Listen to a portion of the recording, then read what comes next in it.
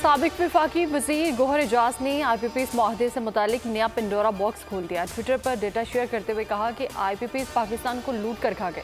हुकूमत एक power plant से 750 रुपये फी यूनिट बिजली खरीद रही है। करप्ट ठेकों, बद इंतजामी और नाअहली की वजह से आवाम को बिजली 60 रुपये बेची जा रही है। सबको अपने मुल्क को बचाने के लिए 40 खानदानों के साथ इन मुआहदों के खिलाफ उठना चाहिए।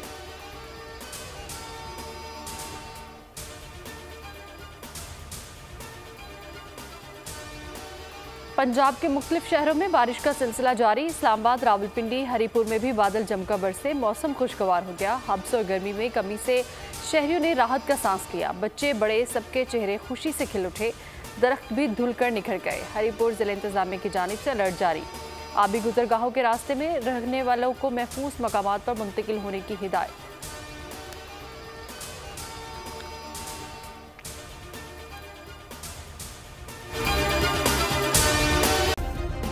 सब्सक्राइब करें और बेल दबाएं ताकि कोई खबर रह न जाए।